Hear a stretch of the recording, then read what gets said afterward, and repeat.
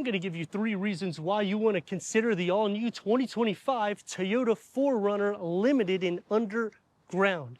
This year, we finally get that refresh after a decade and a half. 2 power options with 9 different trims, including a new Trail Hunter. The overall length has increased around 3 to 4 inches over the prior. Towing up to 6,000 pounds. Safety has been taken care of. The technology has been taken care of with upgraded suspension, but the twist is it's basically a Toyota Tacoma. I'm Anthony from Hawkeye Rides, and I'm gonna go over some pros and cons, compare this against the competition to give you the 3 reasons why this is the vehicle you wanna option. LED headlights and daytime runnings is going to be standard. When you get into the limited trim, it's going to add the illuminated logo and the manual leveling adjustments with the Renegade LED fog lights only on the TRD Pro. The Trail Hunter will add the Renegade white and amber color switching LED fog lights. The heritage-inspired Toyota front grille will be on TRD Pro and the Trail Hunter. The whole front fascia is going to look similar to the Tacoma, and I'm okay with that, except for this lower bit here. It's retro styling, but I feel like it hurts that ground clearance that can go for the 4Runner is between 8.1 to 10.1 inches, which when you go into a 4Runner opposed to competition, you want something that can do rock crawling, especially when you're considering a Ford Bronco, and this is the vehicle you usually will go to.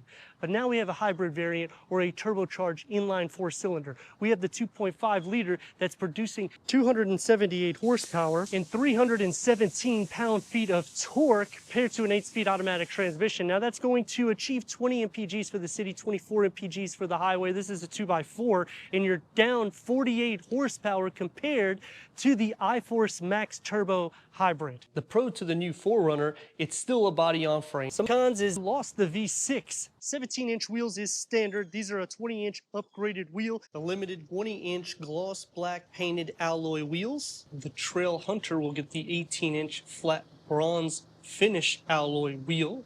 The TRD Pro will have an 18-inch flat black finished alloy wheel, and the Platinum will have the 20-inch black alloy wheel. When you go into the TRD, Off-Road iForce Max adds the TRD Off-Road Bilston monotube shock absorbers. The TRD Pro adds the TRD Pro Fox QS3 adjustable monotube shock absorbers with internal bypass and rear piggyback reservoirs, plus a stabilizer disconnect. And the Trail Hunter adds the Old Man Umi monotube shock absorbers with in-stop control and rear piggyback reservoir. But the towing decreases on the Trail Hunter, the Platinum, and the TRD Pro to 5,800 pounds. Fenders flare out, so it looks a lot more aggressive, and I like the updates that we're finally getting. The first reason why I would get this is we actually have 2 different power options, so you can get more power. The con to me, though, is not having the V6 variant. I wish they would have at least let us keep that alive, so that way we would have had 3 different variants to choose from. And all trims receive Toyota Safety Sense 3.0 with frontal collision, pedestrian detection, lane keep assist, blind spot monitoring, rear cross traffic alert, and because we're in the limited trim, we got a 360-degree reverse camera with bird's eye view. These are the second reasons why I would option this. The retro styling comes into the back, raised roof rails, so it's going to definitely beat Subaru. You got 6,000 pounds of towing here. This takes it to Nissan level. Ford is not even going to be able to do the same towing capabilities as this. And if you go into a Jeep Wrangler, it's going to be the same case. LED taillights, the lower gets the spare tire tucked underneath. Payload can range up to 5,500 pounds with the Trail Hunter and as low as 4,455 pounds with the SR5. And you can still lower the rear window in the back, which no vehicle does that except for Toyota. So I like that they kept that heritage alive. Because when Subaru talks about, you know, we're dog friendly, actually I feel like Toyota's a little bit more so, because you can lower that back window, but the only con that comes into play is it's a Tacoma and a 4Runner. But then when you're looking at a price, I mean, they're so similar. I would take the box to this so I have more space for the back occupants, roll down that window, taken care of for the animals. Going into 12.1 cubic feet when you option for the 3rd row. Otherwise, it's 44.8 cubic feet of storage. You'll have the lighting pretty much everywhere here, but because we don't have the 3rd row, you kind of have a little bit more storage nooks. You'll still have cup holders there. You have a home plug, because this is the limited trim, with the LED interior lights that go into the tailgate, as well as the JBL sound system, and to split fold the rear bench to get the 84.4 cubic feet, you have to come to the back in order to do so. You just pull this lever here, it's gonna pull up, and that will maximize the cargo capacity to the new 4Runner. Limited trim gets leather trimmed, heated and ventilated front seats with 8-way power seat adjustment for the driver, 4-way power seat adjustment for the passenger, standard fabric interior. Both the TRD Sport Premium and the TRD Off-Road Platinum will have the soft tech seat standard. And you're gonna notice the updates is well worth it. We get a storage right into here, just like the Tacoma, with 14 speakers through JBL sound system. It's not a driver-focused setup, and you have a USB-C port right here behind the upgraded 14-inch infotainment screen with the JBL sound system that you push here, pull it out, and now you can listen to this wirelessly outside, or you can put it back inside. It's a really cool feature that is on the Tacoma and the Tundra, and they bring it into play here. And because this is the limited trim, you get a lot of goodies. Let's fire it up.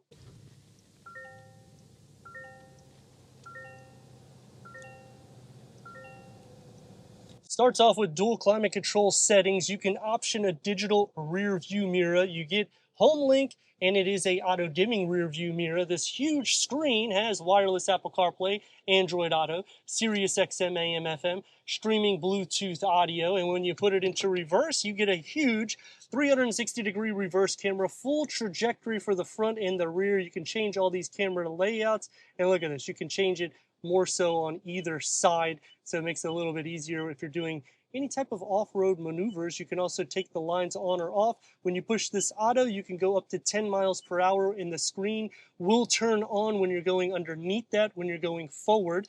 The 3D view, you can go all around the vehicle also. 12 cup and bottle holders found throughout. Wireless charging pad, 2 USB-C ports with a 12 volt. It's the same setup as the Tacoma. There's nothing to hide here. You get the grab handle, you push this view, and you'll get the bird's eye view. When you click onto here, now it's inside the vehicle. This will be outside like a bubble. You can pause it, do whatever you like with it. The auto start stop, you can turn it off. I like that. It's soft to touch, opens up into a medium-sized storage pocket.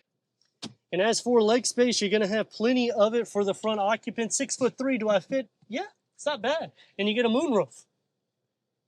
You also have this button right here, which when you push it, you can lower the rear window in the tailgate.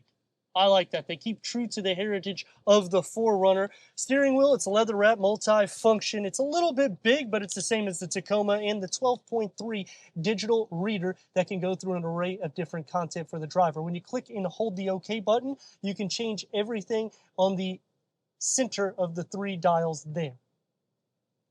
The air vents come into play, connecting more or less into the door card. You'll have an armrest here and an armrest here. It's the same thing, just like the Tacoma, with 2 tiers of storage. It's soft where it needs to be. For the back seats, this is the opening that you have in the door. You're only going to get a cup holder. It's going to be soft to touch, same materials as in the front, with the JBL tweeter, grab handle here, running boards there. I can sit in pretty easy. Leg space, it's more or less carved out. Storage behind both of the front seats. A home plug, 2 USB-C ports, air vents, and headroom. Moment of truth, oh, you can see it's a little bit more tight, especially if I move like forward. I'm gonna hit my head on the headliner. With cup holders and armrests sliding into the center, the floor isn't completely flat. You're gonna be sharing some feet space. Butt, leg, and shoulder space isn't too bad. Is it better than the prior gen? I mean, it's about the same, really. Headroom hasn't increased a dramatic amount. You still sit upwards. The bench is a little bit more comfortable. You can also recline these seats back. I can find the tab, and then it's going to be a lot more comfortable for a long journey. 2 power options for the new 4Runner, and 278 horsepower is out of this inline 4-cylinder turbocharged engine with 317 pound-feet of torque. Now, I understand it is not as powerful as 326 horsepower. That's 48 horsepower more. Plus 465 pound-feet of torque, which was crazy when you're considering we lost the V6. Well, let's see what we got.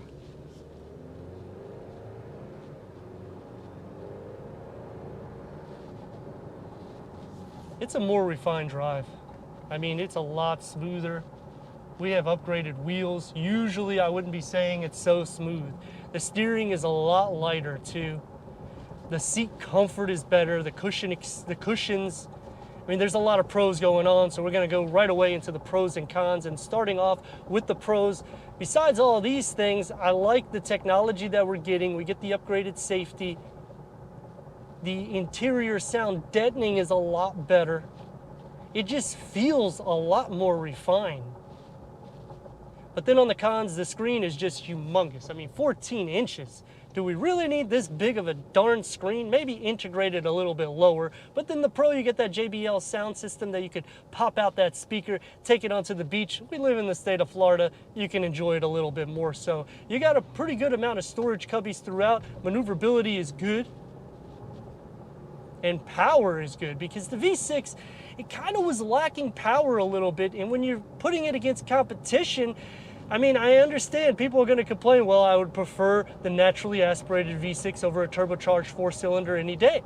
I would too, but when I'm thinking about the power and when I'm thinking about getting that hybrid turbocharged, it's just a lot more that makes this vehicle a little bit more pleasing. Now, does it have the same capabilities as it could off-roading? I mean, we're not going to be able to test that today, but for that everyday drive, for people that usually don't take it off-roading, you have 6,000 pounds of towing, great MPGs,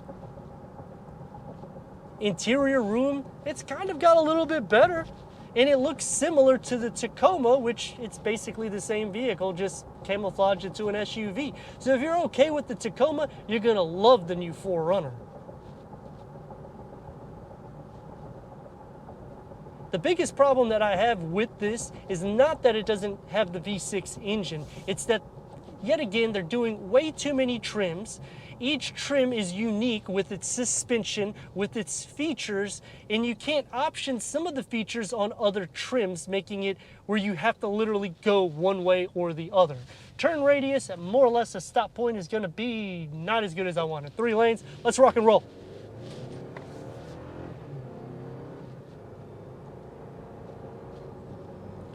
Had a little bit of turbo lag there. I'm sure you saw it in the camera, but overall, I mean, the drive is a lot better than the prior.